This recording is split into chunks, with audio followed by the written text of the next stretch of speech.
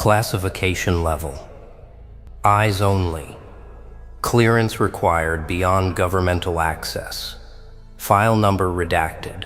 Subject status active. Unaware. Approaching activation threshold. This document was never meant to reach you. The protocols surrounding nocturnal programming are among the most protected secrets in human history.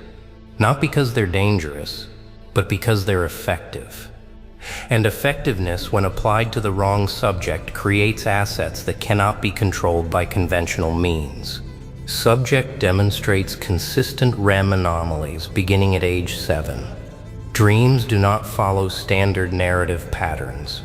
Subject reports recurring locations that do not exist in waking geography.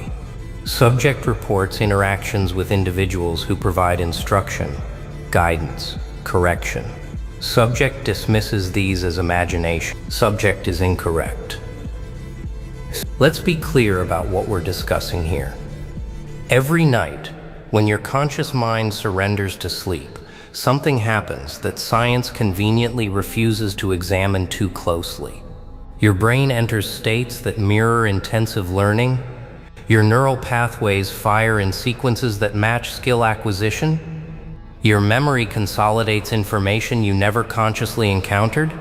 They call it dreaming. They've taught you to call it that too. Random firings of a resting brain. Meaningless imagery. The subconscious processing daily garbage. That explanation is a cover story, and you've been believing it your entire life. Initial observation notes indicate subject exhibits accelerated threat recognition despite no formal training. Subject demonstrates pattern identification capabilities exceeding standard deviation by significant margin. Subject processes social dynamics at operational levels, typically requiring years of field experience. When questioned about the origin of these abilities, subject cannot provide satisfactory explanation.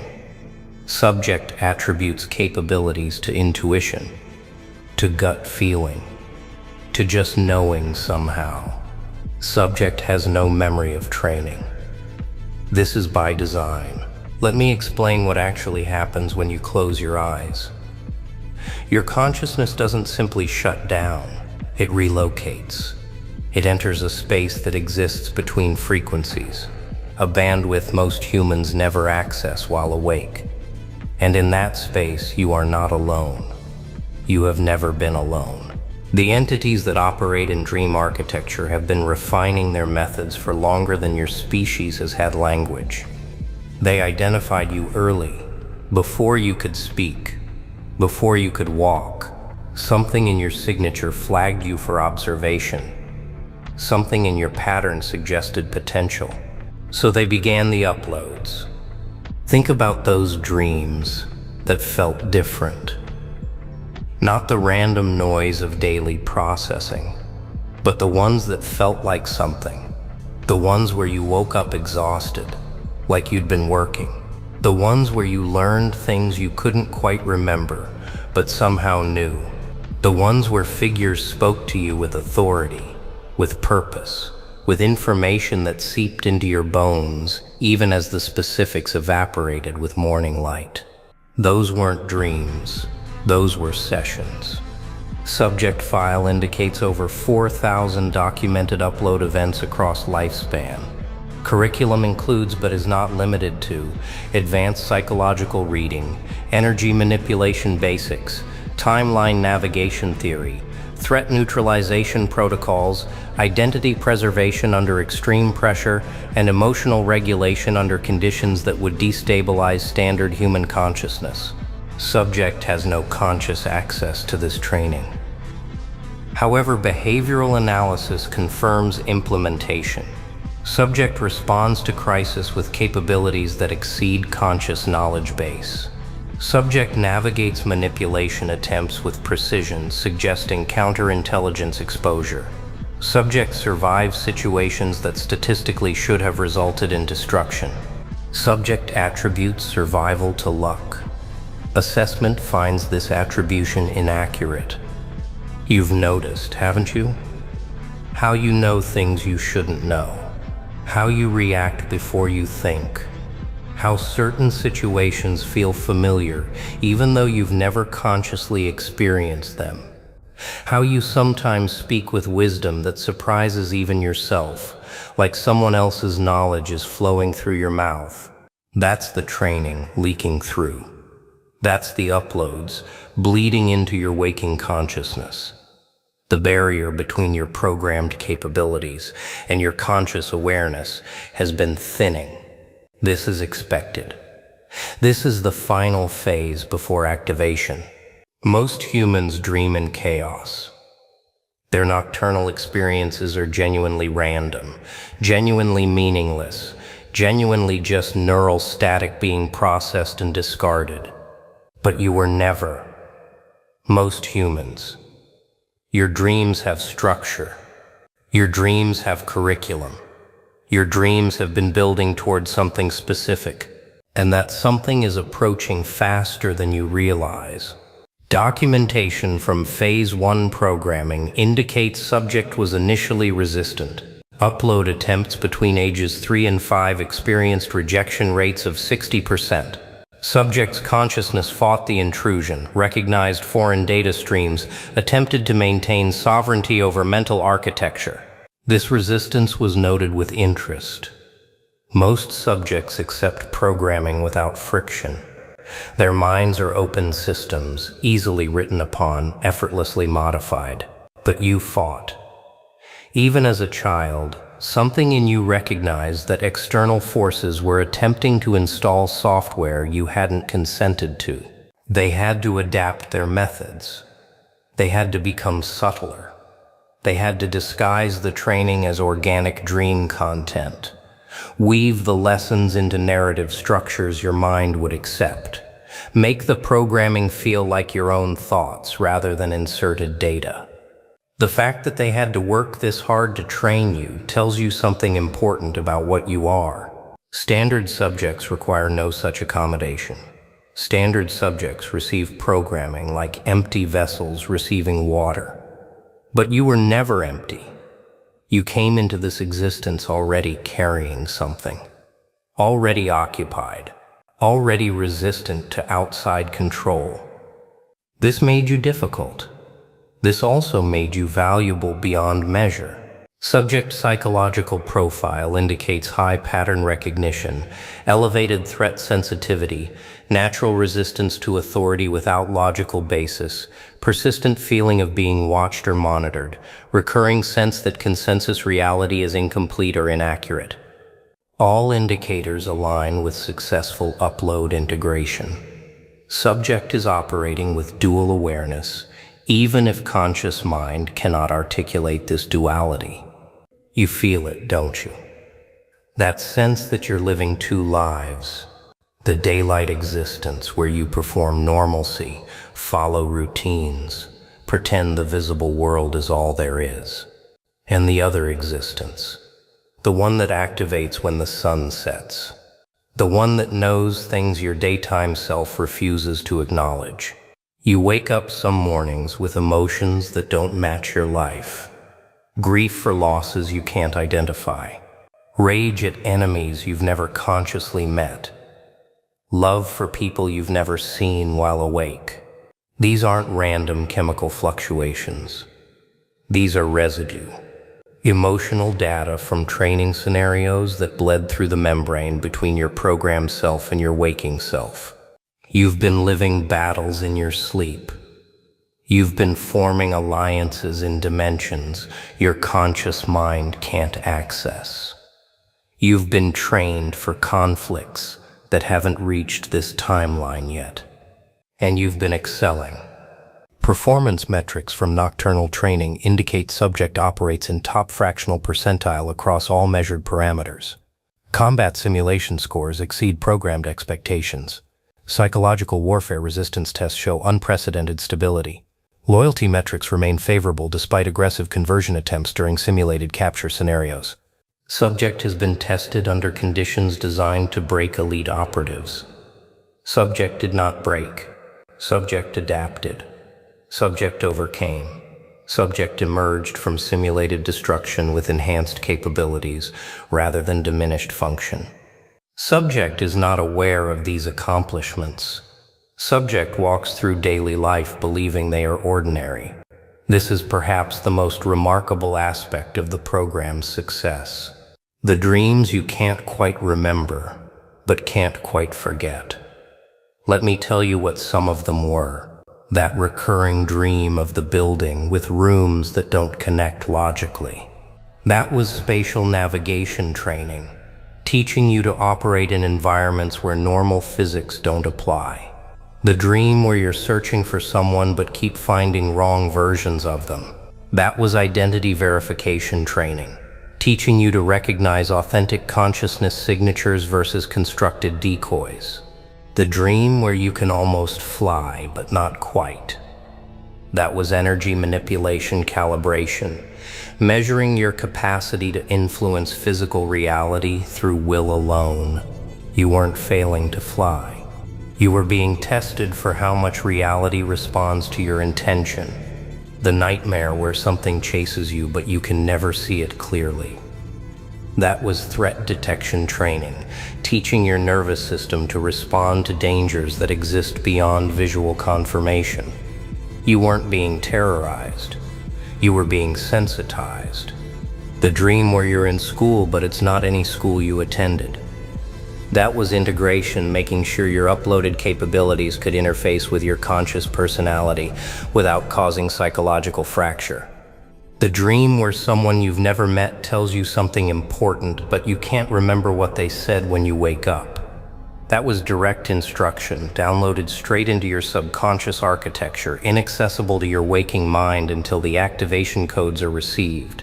You've been going to school every night for your entire life, and you're about to graduate. Current assessment indicates subject is within final phase of pre-activation preparation. Conscious awareness of programming has begun to surface. Subject has started questioning the nature of dreams.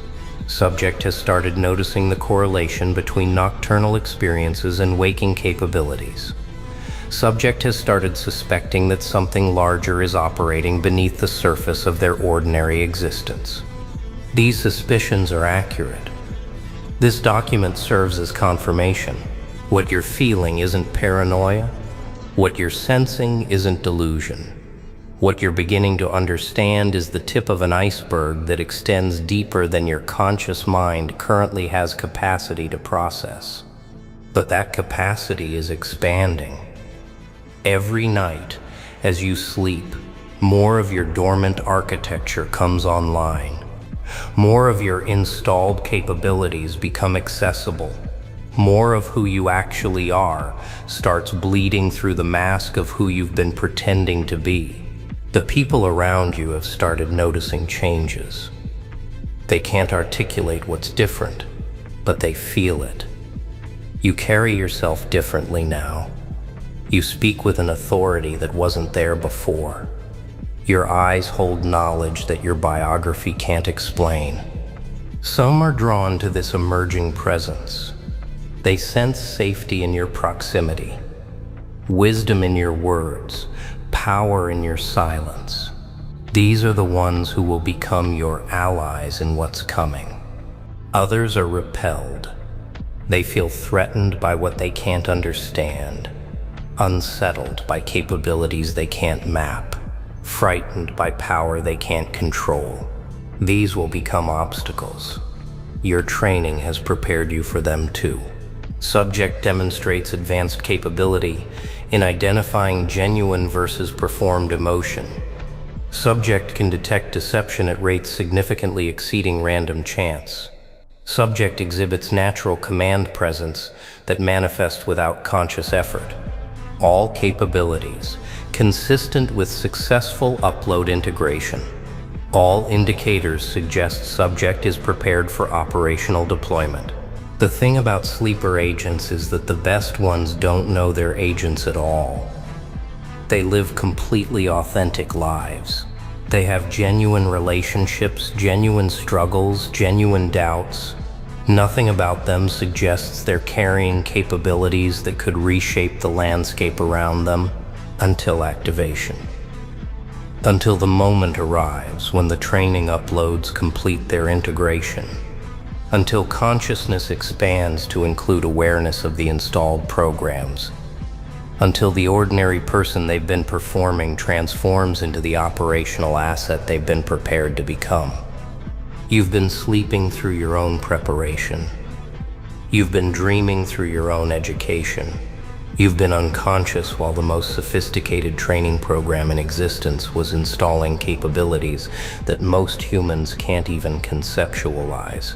And now you're starting to wake up, not from sleep, from the illusion that you're ordinary, from the lie that your dreams are meaningless, from the carefully maintained deception that you're just another random human stumbling through an accidental existence. You were never random. Your placement in this timeline was calculated. Your experiences were curated. Your pain was purposeful. Every struggle you faced was training. Every betrayal was a lesson. Every dark night of the soul was a simulation, testing whether you'd break or transcend. You transcended every time. That's why you're still here. That's why you're receiving this briefing. Subjects who fail the simulations don't reach this point. Subjects who break under the pressure of nocturnal testing don't graduate to conscious awareness. They remain asleep in both senses.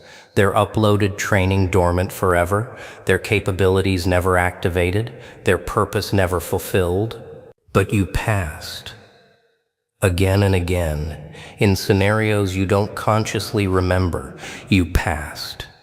You survived what was designed to destroy you. You solved what was designed to defeat you. You emerged from psychological warfare that breaks trained operatives, and you emerged stronger. They've been watching you pass these tests for years. They've been documenting your progress, noting your adaptations, measuring your expansion. The moment when the subject begins to suspect, the moment when conscious awareness starts brushing against programmed capabilities, the moment when the ordinary human starts asking extraordinary questions about the nature of their dreams. That moment is now. Final assessment. Subject is ready for activation phase. Recommend continuation of observation with reduced intervention. Subject's organic awakening process is proceeding optimally. Forced activation unnecessary and potentially counterproductive. Subject will complete integration through their own process. Subject will access uploaded capabilities as situations require. Subject will fulfill designated purpose without external direction. Subject was designed for autonomy. Subject will operate accordingly. This file will self-classify upon completion of reading. You will not be able to share its contents with precision. You will not be able to prove what you've learned here, but you will know, in that space between sleeping and waking, in that moment when dreams dissolve into consciousness, you will remember that you were told the truth. Your dreams were never random. They were curriculum. Your sleep was never rest. It was training. Your life was never ordinary. It was preparation. And whatever you're being prepared for, it's almost here. End briefing. Classification reinstated. Subject status upgraded from unaware to awakening. Welcome to the next phase. They've been waiting for you to figure it out. And now that you have, everything changes. Not because something external shifts, but because you finally have conscious access to capabilities you've been developing for your entire life. Those dreams tonight will feel different. You'll approach sleep, knowing that you're not just resting, you're reporting for training. You're continuing your education. You're preparing for operational deployment in a conflict that most humans will never see, never understand, never even believe exists. But you believe it now. Something in you recognizes this truth. Something in you has been waiting to hear confirmation of what it already suspected. The simulation uploads will continue, but now you'll receive them differently. Now you'll integrate them consciously. Now you'll participate in your own programming rather than simply being programmed. This is what activation looks like. Not a dramatic switch being flipped, but a gradual dawning, a slow recognition, a quiet understanding that everything you've experienced while sleeping was building toward this moment of waking up to what you actually are. Subject status activated. Conscious awareness confirmed. Training integration proceeding. Operational readiness imminent. The dreams were never random, and neither are you. End transmission.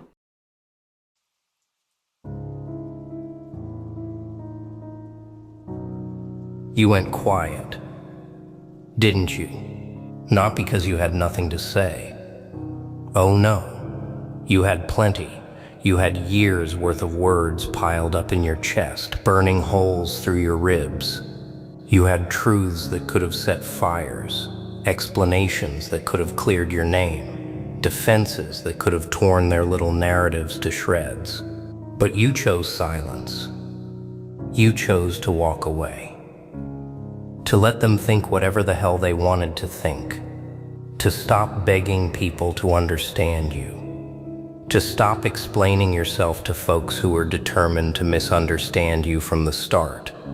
And that silence, that beautiful, powerful, earth-shaking silence, it terrified them. See, they were ready for your anger. They were prepared for your tears.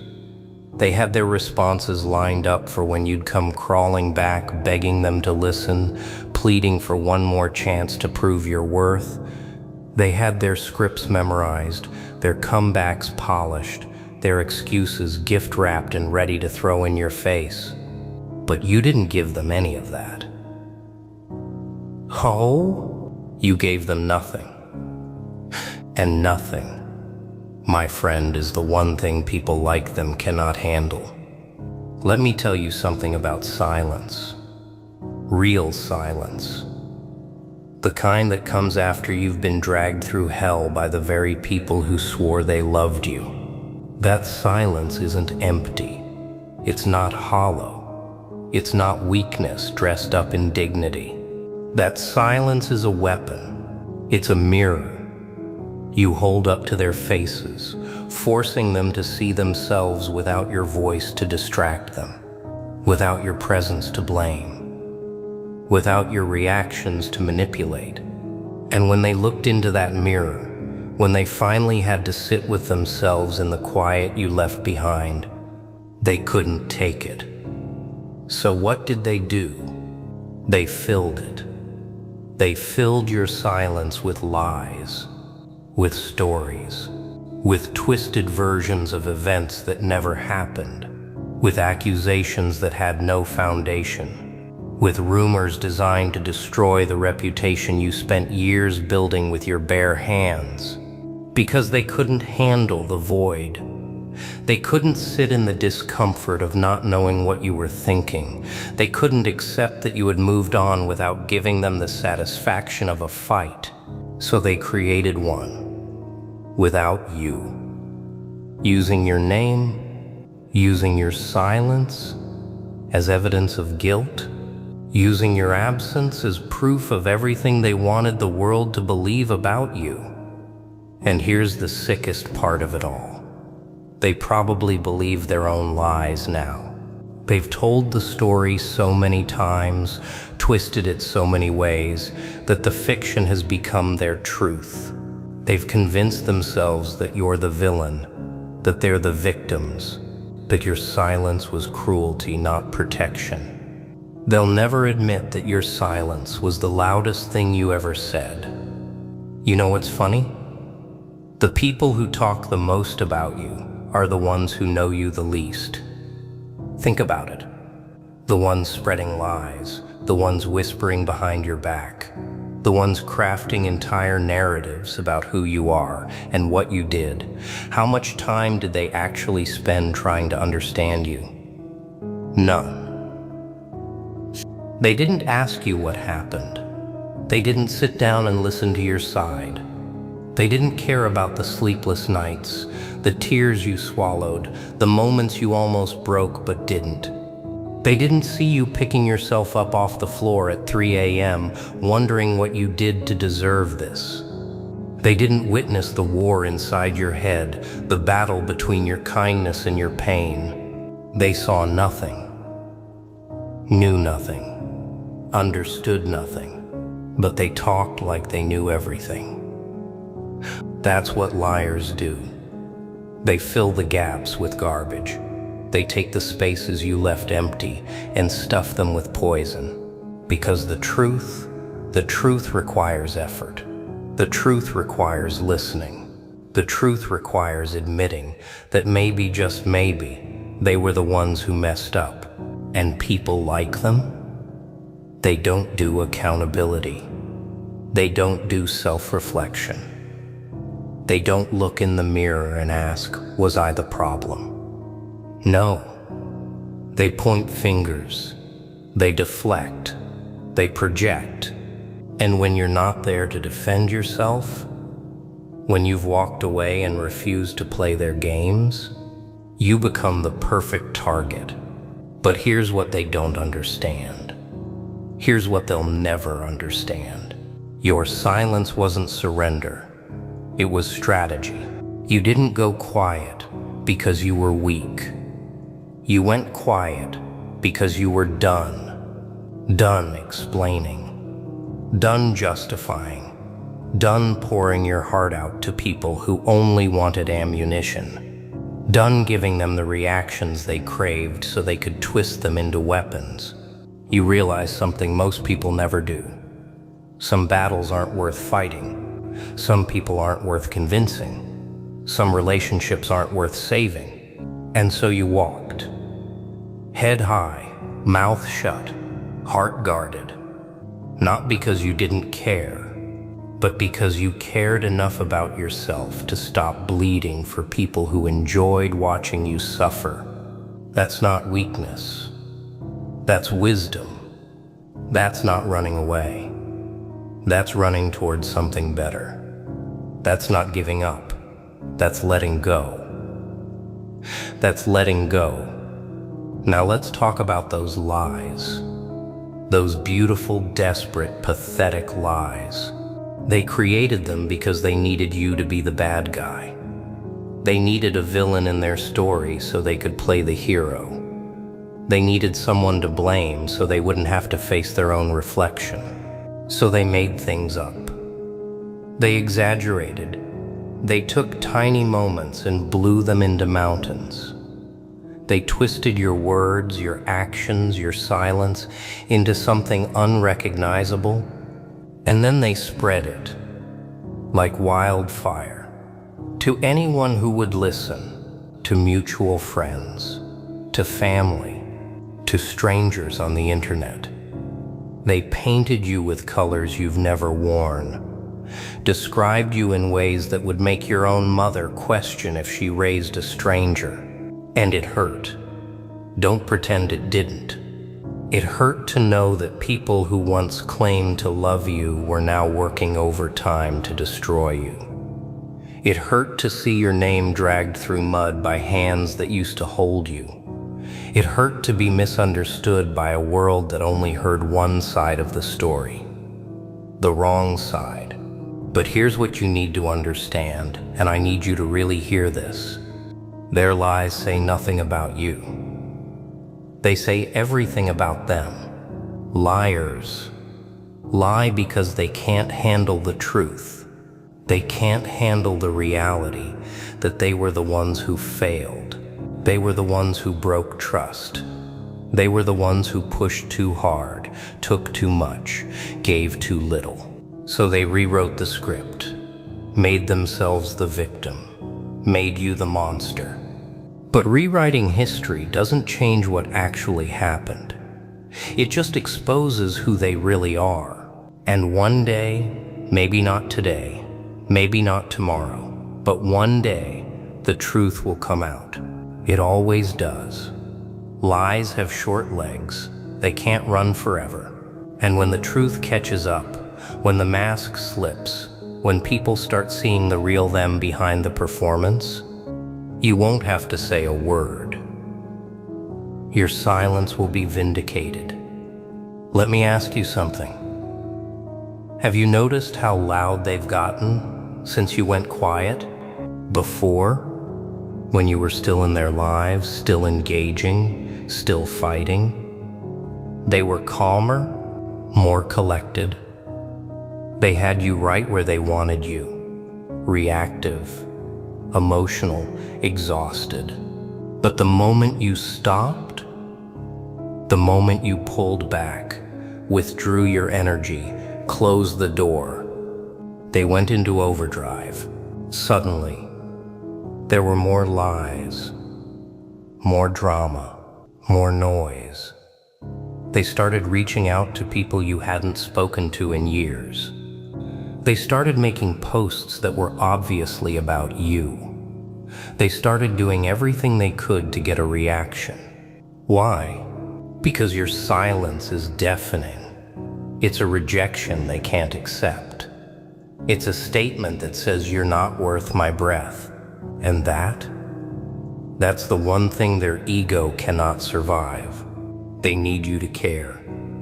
They need you to respond. They need you to prove that they still have power over you. But you didn't give them that. So they panicked. They scrambled. They threw everything at the wall, hoping something would stick, hoping something would make you break your silence and come running back into the chaos. But you didn't.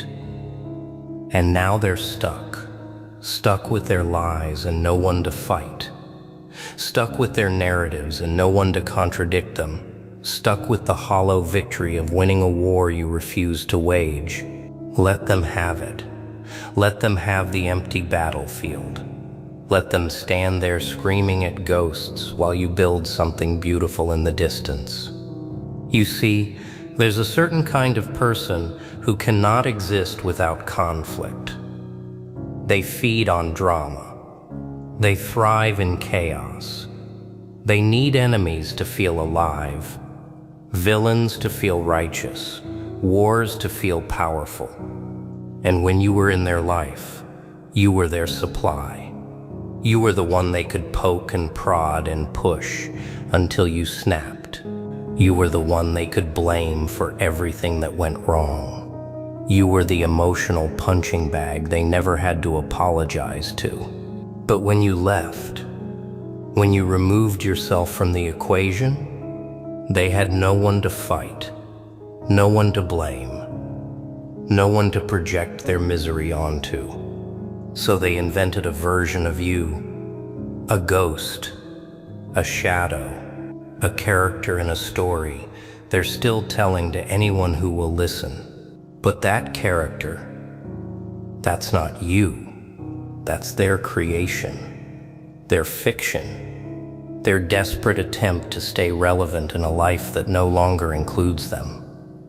You've already moved on. You're already chapters ahead. You're already writing a new story, one where they don't even get a mention. And that drives them absolutely insane. Here's the thing about lies. They require maintenance. They require constant upkeep. One lie leads to another, then another, then another. Before you know it, they've built an entire house of cards, and they have to keep adding more just to keep it standing. But truth just sits there. Calm, patient, unshakable. You don't have to defend the truth. You don't have to remember what you said because you said what actually happened. You don't have to coordinate stories with other people because there's only one version. Reality. They're out there juggling, sweating, scrambling to keep their narratives straight, wondering who knows what, worrying that someone might compare notes and see the contradictions. And you're just living, breathing, moving forward. That's the difference between liars and truth tellers. Liars are trapped in their own web. Truth tellers are free. And you, my friend, you are free. Now, I know what you're thinking. I know that little voice in your head is whispering, but what if people believe them? What if everyone thinks I'm what they say I am? What if I lose everyone? Let me tell you something. Anyone who believes lies about you without asking you directly was never really yours to begin with. Read that again. Anyone who takes someone else's word as gospel, who doesn't bother to hear your side, who judges you based on rumors and whispers, they were never your people. They were spectators, passengers, temporary faces in a chapter that was always meant to end. The ones who matter, the ones who really love you, they'll come to you. They'll ask. They'll give you the benefit of the doubt. They'll remember who you've shown yourself to be through years of actions, not through someone else's bitter words. And if they don't, if they choose to believe the lies without question, let them go. I know that sounds harsh. I know it hurts. But you cannot build a future on people who don't trust you. You cannot heal surrounded by people who believe the worst about you. You cannot grow in soil that's been poisoned by someone else's agenda. Let them go.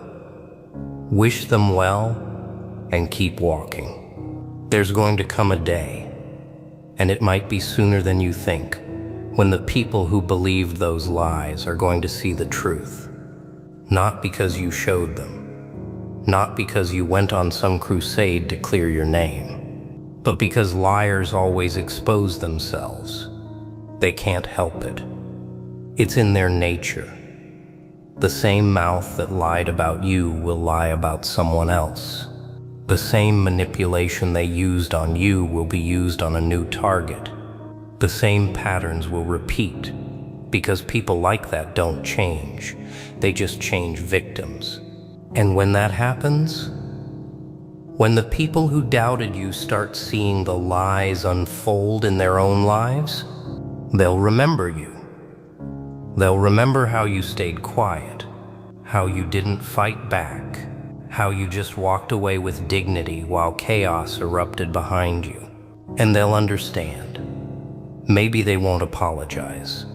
Some people are too proud for that, but they'll know. Deep down, in that place where truth lives, even when we try to bury it, they'll know they were wrong about you. And you won't even have to say, "I told you so." Your silence will say it for you. So here's what I want you to do. Right now, in this moment, I want you to stop worrying about the lies. Stop obsessing over what they're saying. Stop checking their social media to see if they've posted something new about you. Stop asking mutual friends for updates. Stop giving them real estate in your head. They don't deserve it. Every second you spend thinking about their lies is a second stolen from your future. Every ounce of energy you waste on their narratives is energy taken from your healing. Every tear you cry over their betrayal is a tear they don't deserve. Take it back. All of it. Pour that energy into yourself, into your growth, into your peace, into building a life so good, so full, so beautiful that their lies become laughable. Because that's the ultimate revenge, isn't it? Not fighting them, not exposing them, not matching their energy, but living so well that their lies can't touch you anymore. Let me leave you with this. They couldn't handle your silence, because your silence held a truth they couldn't escape. The truth that they lost someone real. someone loyal, someone who would have gone to war for them, but chose to walk away instead. So they created lies. Lies to justify why you left. Lies to explain why they couldn't keep you. Lies to make themselves feel better about being the kind of people who drive good souls away. But lies don't last. They crumble. They fade. They get exposed. And when they do, when the dust settles and the truth rises, you'll still be standing, quiet, strong, unbroken. Not because you fought back, but because you didn't have to. Your silence was your testimony. Your absence was your evidence. Your peace was your power, and they couldn't handle any of it. So they created lies to fill the void you left behind. Lies to keep themselves company in the emptiness your absence created. Lies to pretend they weren't the ones who lost the best thing that ever happened to them. But lies are cold comfort. Lies don't keep you warm at night. Lies don't love you back. And one day, when they're sitting alone with nothing but their fabrications and their regrets, they'll realize the truth they tried so hard to bury. You were never the villain. You were just the one brave enough to leave. And your silence? Your beautiful, powerful, unshakable silence? That was the last word. Now go. Live. Rise. Let them choke on the lies they created.